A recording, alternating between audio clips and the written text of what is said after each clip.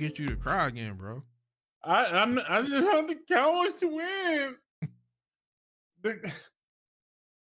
You see, every now and then, you just see a bully get punched in the mouth. And then you see that bully kind of back off and shy away. I'm hoping that's not what happens after last week's loss, because Cowboys were playing like bullies on defense. They were smacking everybody in the mouth. Mm-hmm. They were flying around the field. Mm-hmm. They were playing violently with aggression. Mm-hmm. And this team said, bump that. We're going to run it down your throat. Nobody's done it all season. We're going to run it down your throat. They manhandled that defense. Mm-hmm. Starting at the front with the front four. They manhandled that defense. Trayvon Diggs gets beat. Mm-hmm. He looked bad. Mm-hmm. We block a punt. Mm-hmm. That some weird rule comes out of nowhere. Bro, I've watched football all my life. I've never heard that in my life. He blocks a punt. It passes the line of scrimmage. Who was it? Boss Man Fat, I think it was the one that touched it. And that becomes a live ball. So now you're looking at Denver takes over again and goes down the field. 30-0 at one point in this game. What did I tell y'all last week? What did I tell y'all? When we got off the podcast, what did I tell y'all? I told y'all I had a feeling we were gonna lose that game. You say that every game. No, I don't. No, I do not. Oh, no, don't you say that every game, bro? No, I do not. No, Almost I do every not. game. Almost. Yeah. The game, I told you it was going to be close, and then I told you, I said, I don't know why, but I feel like we're going to lose this game. That's what I said. The we're going to be close part is every game. Right. And then I think I have a feeling we're going to lose this game. I think I've heard you say it maybe twice so far this year. Yeah. So, yeah. But the close thing, that's like every game. It's going to be a close game. Right. I didn't see this game going this way at all. Me neither. I don't think anybody did. No. Anybody did. It went from you're swimming, you're looking nice. Bro, 4th down conversions, couldn't complete one. 4th and 1, couldn't get it. 4th and 2, couldn't get it. You're saying that this is me and you in the pool. And when we get to the deep, end and that floor disappears. You're swimming, everything's okay. Then you kind of start to realize, hey, maybe I don't quite feel the bottom anymore. You start to, you get that initial panic. And then next thing you know, you catch a cramp. And now you can't paddle no more. And then you just start drowning. And it just gets worse and worse and worse. And boy, we were drowning. We were drowning before I knew it on Sunday. And I heard a lot of people that were like, man, I just turned it off. I don't want to see it. They were mad because people were leaving. I'm like, bro, y'all are down 30-0 and you want people to stick around? Put something good on the field. Show some effort. And then we'll talk about, hey, give them a reason to stick around. You gave them a reason to show up. And then the fans showed up and the Cowboys didn't. I think part of it was a lot of it was them smelling themselves. Yes. That's what it was. Yeah. Oh, we Stephen A. We talked about that last week. Stephen A. got on there and gave him a nod, and they're like, oh, look, even Stephen A. gave us a nod. Oh, man, we're the shit now. And then look what happened. And then played like it. Yep. Yeah. It's like we were talking about that last week. We were going to see how the Cowboys came back from their bye week. And we already knew that they were on a high horse as it was. And again, just to go back to what we were saying, we were like, yeah, we're going to get past this team pretty easy. The next couple of games on our schedule look like they're going to be, cakewalks. We're probably not going to lose until we see the Cardinals. I mean, everybody was on that high horse. I mean, you can't blame them. You're going you're 6-1 going into your bye. You know, you're all the way up here, considered right now one of the teams to beat in the NFL. And then but you come back from the bye week, play the Broncos, and you look the way you looked, which shocked everybody. It shocked the hell out of everyone. Well, the other part was, they played the Vikings first after the bye, and then the Broncos. Yeah. well, the other part was Terrell Davis pumped up the running backs for Denver. So, bro, they came into our house thinking, oh, we got this shit. Especially the way we played Minnesota. They already knew. I promise you, the Cowboys were like, we beat Minnesota with a backup quarterback. We got this game. We got Dak back, blah, blah, blah. Bruh. Yep. We look like the drizzling shits out there. And let me tell you, that's what the Cowboys look like. Hot doo-doo. It was so bad. Offensively, could not get it together. Defensively, had no answers for anything. And you start to look at it and you start to question which Dallas team is the real Dallas team. Now, bro, Dak missed 2 wide open throws to CD that both would have been touchdowns because there was nobody behind him. But he just overthrew him twice. Dak doesn't normally miss those throws. Zeke couldn't get going. Tony Pollard couldn't get going. So it was just a perfect storm. But what scared me, because I know the offense is going to come back and they're gonna correct it. They'll do what they got to do. It's the defense. That defense is exposed.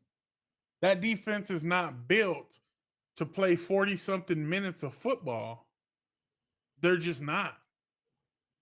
They're undersized, and they got manhandled.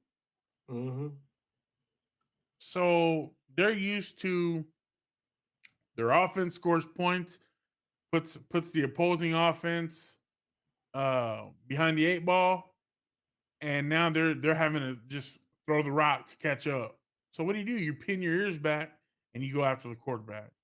But when you're in the dogfight and they're dog walking your ass from pillar to post, running the football, what do you do? At that point, you just got to be a man. You got to be a man about it. Put your hand in the dirt and say, okay, I'm not going to let it happen. And they could not do it. No. Couldn't do it. What do? You got out physical.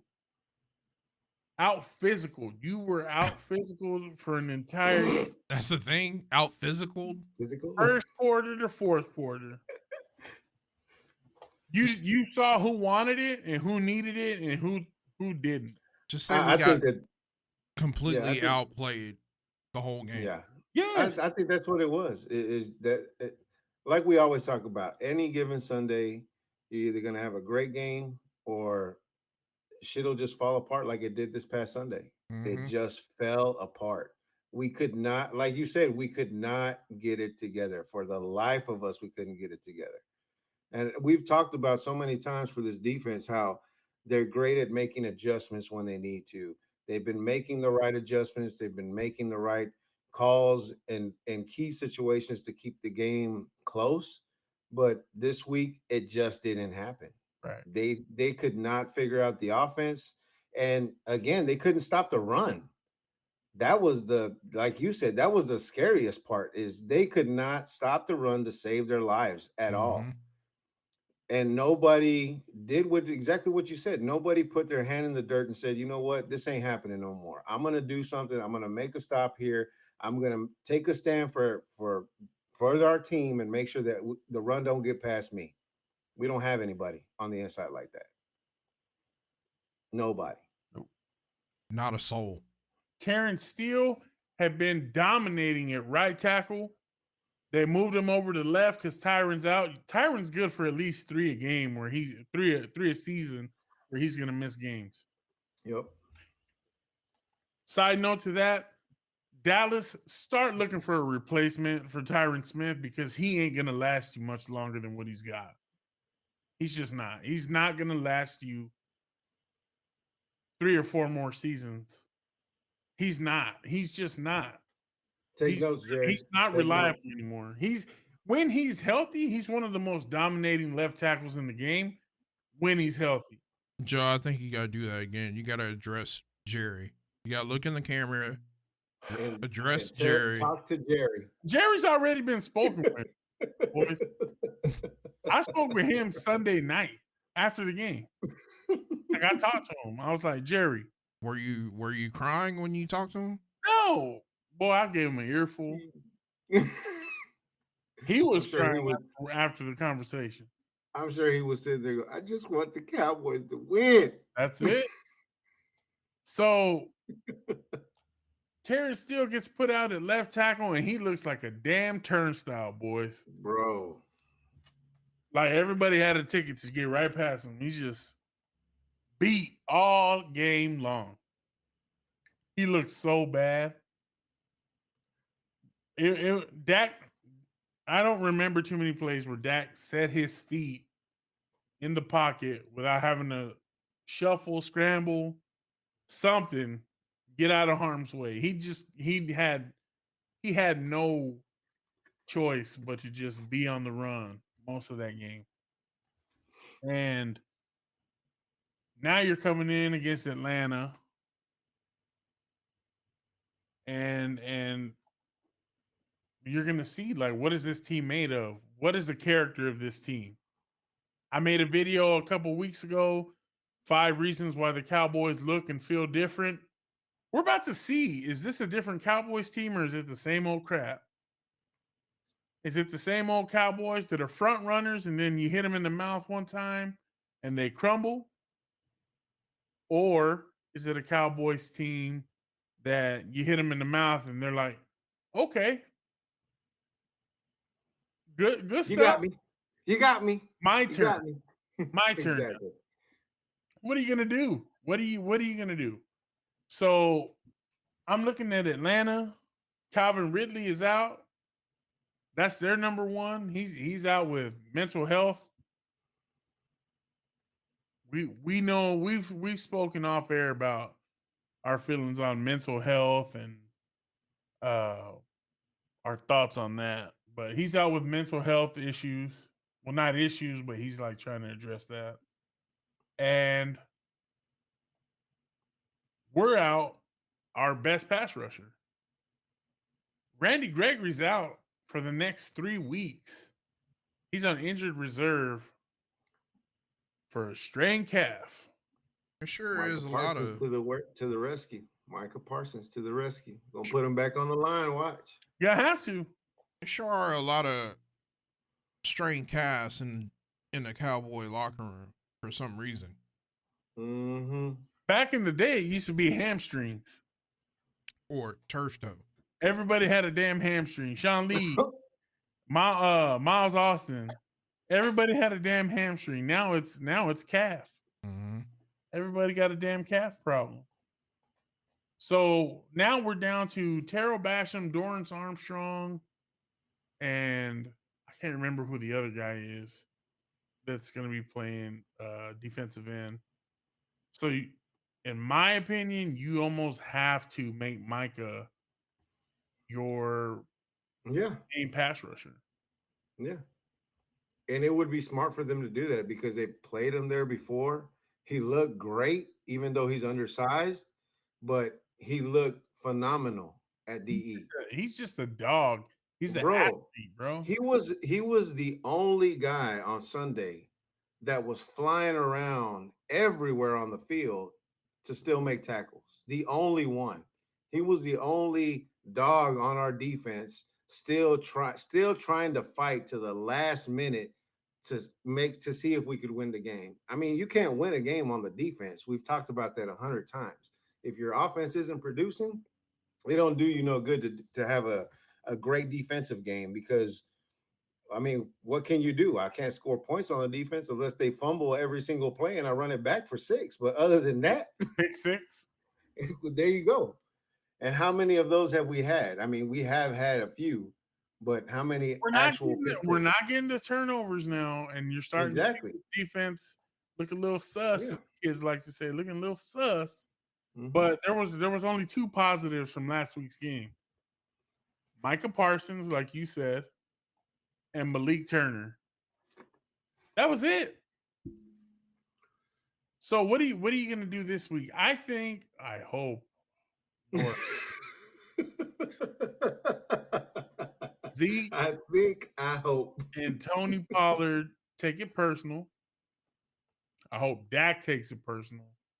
And I hope they go out there and they just punch Atlanta in the mouth over and over and over again. And due to Atlanta, what Denver did to us. Mm-hmm. I know one person on that list will take it seriously, but we'll see. We'll see about the other 2. So we'll wrap it up here. Let me just get your final thoughts. I'll start with you, Jay. What do you expect to see Sunday? I expect a team, hopefully, that is awake and understands that you ain't invincible. Right. All these close games that y'all been having, you need to have a blowout and show people that you're a real football team and that y'all can turn on all the cylinders. When all the cylinders need to be turned on, they can be turned on. Let's stop half-assing it. Defense needs to step up because, like I said, in the past we were giving up 20 a game. We gave up 30 this time. So when the week before we only gave up 17. Oh yeah. God, dude. Yeah. I mean, something needs to happen, and I hope Troy Aikman was my quarterback, and I hope Dak gets in that ass and just lets them know and understand that we need to play. We need to play as a team. Period. Point blank, period. Play as a team. Dak needs to be that leader that we know he is. He just needs to step up and get in everybody's ass. When defense is playing horrible, get in their ass. Offense is playing horrible, get in their ass. Zeke ain't carrying the ball like he should, get in his ass. We need that type of leadership. That's the only thing that's going to turn our team around. Right. So, Julio, just real quick, it was the week before they had given up 16 points to the Vikings. 16. Sorry. No, you're good. That's the one thing I will say, Jay, is like with Dak on this team, my mentality had shifted from we're in trouble to I'm not panicked. Dak's got it. I never panicked with Dak until I started seeing, okay, the defense isn't making any stops. And then it got to a point where it was like, we might be a little too far behind to catch up. Mm-hmm. And then at that point, it was like, okay. We are too far behind. Dak's not going to be able to do it. Right. But for the most part during that game, I always felt like with Dak at the quarterback, we were not I wasn't in panic mode until later on in the game, like later on in the game. So I agree with you on that. He's definitely got to take charge, take the reins, and do what he's got to do. Julio, what about you, man? I expect to see a team like you guys said. I hope that they're frustrated after this loss to the point to where they're going to come out and stop playing the nice guy of football and saying, oh, we're ahead by, 20 points. Let's go ahead and put in our third string offense and third string defense and, ride out the rest of the game. I expect to see a team that's frustrated enough to the point to where they're gonna make a statement, make it known to everybody that we don't just roll over and lay there and just let them walk all over us. We're gonna be the ones doing the walking this time.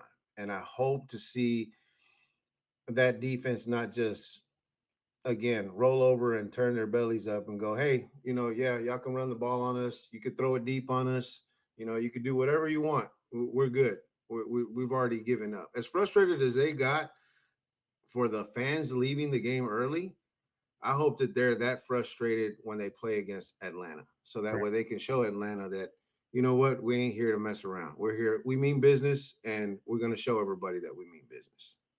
Yeah, I agree, man. I agree with both of you guys.